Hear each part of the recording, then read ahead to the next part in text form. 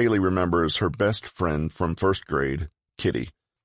The two first met when they were seated next to one another in homeroom, and they spent every weekday together at school. And soon every weekend, too.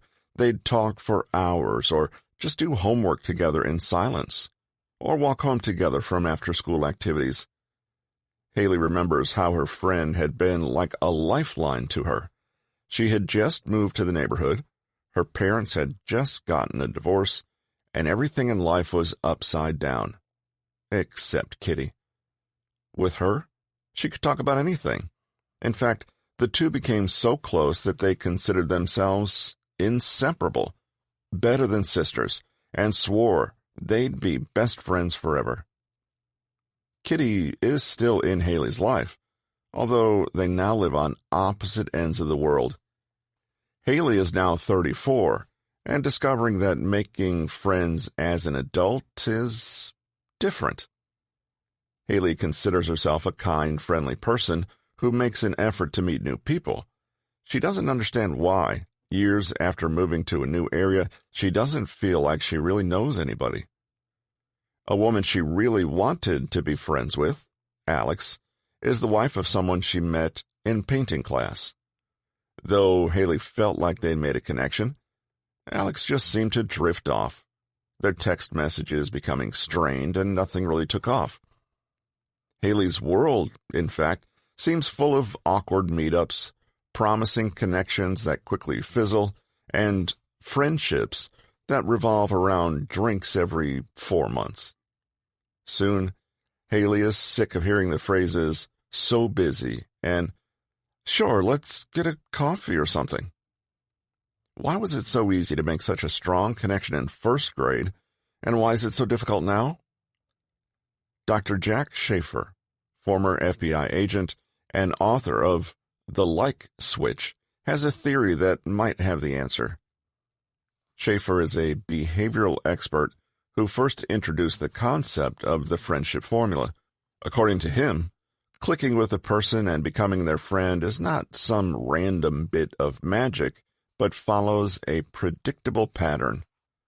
The formula goes like this: friendship equals proximity plus frequency plus duration plus intensity. In other words, friendship will develop most quickly and most firmly when all 4 factors are strongly present. Without them, friendship cannot emerge. Let's take a look at each in turn and see how they apply to Haley's friendships. Proximity. This is the distance between you and the other person. When you think about it, building friendships is simply a matter of fostering increasing closeness. And that closeness is not just metaphorical. The closer you are physically, and the more context you share, the better your chances of striking up a friendship. Haley and Kitty sat right next to each other for hours every day for all of first grade. That's a lot of time. Compare that with her friend of a friend, Alex, who she'll only see if she makes a concerted effort to arrange a meetup. The psychology of this is straightforward.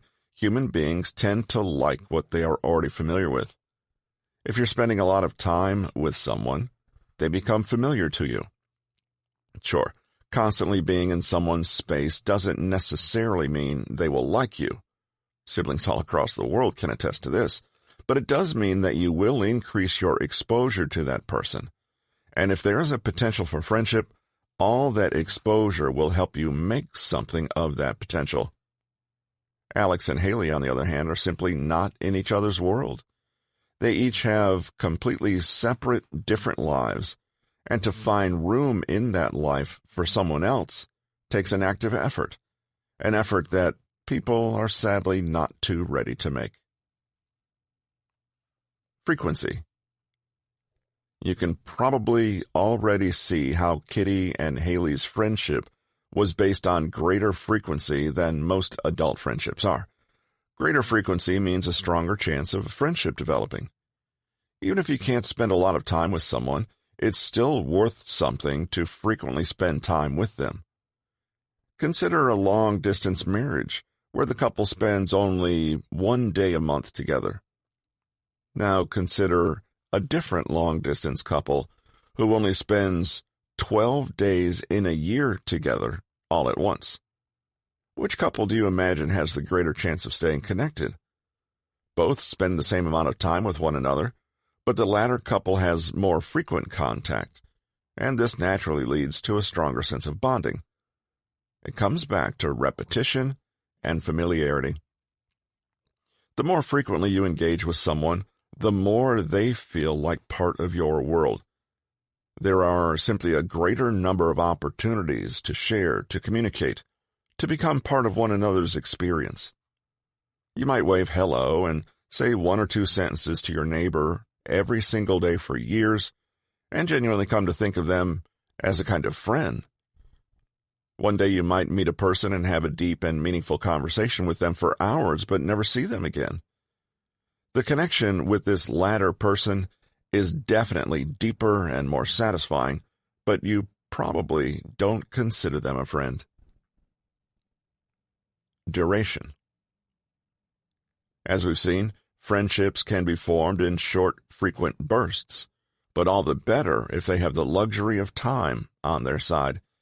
If you add up the total time that Haley and Kitty spent together, it probably borders on tens of thousands of hours. If you add up the total time Haley and Alex spent together, it's probably around 30 minutes. Even though Haley and Kitty were joined at the hip, even they weren't that interested in one another after only 30 minutes. Friendship takes time to build. You're probably wondering if this is a catch-22 situation. People only spend time with those they're already friends with, but how can you make friends with someone until you spent a lot of time with them? It's true that adult friendships are plagued by this very problem, but understanding this snag means you're best positioned to get around it as quickly as possible, which is exactly what we'll be doing through the rest of the book. Intensity. The final variable in the equation is how well you are able to satisfy another person's needs during any social interaction. The more you can, the better the chance of striking up a friendship. Siblings are a great example of how even people with high duration, frequency, and proximity in their interactions don't necessarily become friends. They may not meet one another's emotional needs. In fact, they may actively get in the way of them. Siblings who get on well, on the other hand, often do so because they have a connection based on mutual support through a shared challenge, or else they've come to help one another with their respective needs, i.e., they have intensity. Haley and Kitty found a safe haven with one another. They had long, intense talks about their secret feelings and helped one another through the tough times. Compare that to Haley and Alex. Both are independent, self-sufficient adults with husbands, children, and fulfilling jobs. Their lives are full. To put it bluntly, the mutual emotional need for that connection is simply not as strong. Incidentally, flagging intensity is a big reason for the failure of already established friendships and relationships. It's the reason a couple complain of lack of connection when they spend every day together. Because when they are together, they're both distracted, staring at their phones, or occupied with low-level chit-chat. As they lose intensity, they lose connection. To return to the equation, you can see that friendships will develop according to the sum of all these 4 elements. That means that one element can be relatively weak if another compensates by being extra strong. Consider these examples. 2 colleagues work together and happen to spend a lot of time doing the same hobby, too. There's not much intensity, but they make up for it with plenty of proximity, duration, and frequency, and consider one another good friends. 2 old college friends have long since moved to different countries and now only see one another yearly for a long Christmas vacation together. They spend a full 2 weeks together catching up. They lack proximity and frequency, but they have plenty of intensity and spend hours together, just all at one time. This has kept their friendship going for decades. Two people live on the same block, and over time have come to an arrangement. They collect one another's packages if they're out, and they pass on messages or check in on the houseplants if the other one goes away for a few days. Despite being two completely different people who move in different circles, they've become friends. They have very low duration. They've seldom chatted for longer than 5 minutes at a time, but high intensity and frequency, since they regularly meet one another's needs. Though all sorts of combinations can and do come together to make a friendship, naturally there are lower limits, and if the total package comes below a certain threshold, a friendship simply cannot develop. This is what happened with Haley and Alex. They have low proximity, low duration, low intensity, and low frequency. Haley thinks, "I don't understand. We got on so well together, and we both really wanted to get to know each other better." But Dr. Schafer would say that friendship has very little to do with how much people like one another or how similar they are. He might point out, in fact, that many good friendships can form even if people are quite different or annoy each other sometimes or come from wildly different backgrounds. You can probably prove this to yourself by thinking back to your own childhood friends. How many of them were genuinely great matches for you as a person? And how many simply took root in your life because they were there, they were familiar, and you both went through the same experiences together? How to use Schafer's formula to your benefit. Many people who struggle to make friends start out by asking the wrong questions. How can I be more likable? What's wrong with me? Am I not interesting or funny or smart enough? Why don't they like me? Instead, take Schafer's advice and deliberately find ways to increase proximity and the duration, intensity, and frequency of your interactions with people. Here's how. 1. Start by increasing proximity. Your goal is just to get them comfortable with you being around so that you start to feel more and more familiar. The big caveat here is to do this slowly.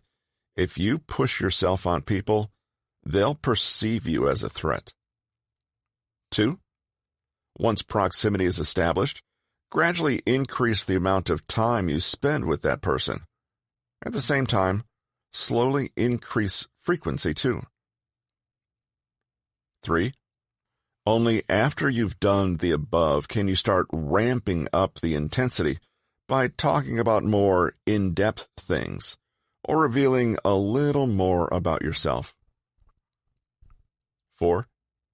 If the intensity part goes well, the cycle should repeat, with both of you seeking out more proximity. Over time, a friendship is established, and the same 4 factors help to maintain it over time. Granted, this seems like a pretty easy process, and it is. It can take time, however, and the biggest reason for failure along the way is impatience. Imagine you meet someone interesting at a party, and you immediately click and start talking. Even though it's the first time you've ever met, you soon notice yourself sharing personal details, ranting about politics and other heavy topics, and probing them for answers to all life's deep and meaningful questions. Now, whether the other person reciprocates or not, you may find that after the conversation is over, a sudden awkwardness sets in. This has been Make Friends Easily. How to Charm and Connect in Record Time, written by Patrick King, narrated by Russell Newton. Copyright 2023 by Patrick King. Production copyright by Patrick King.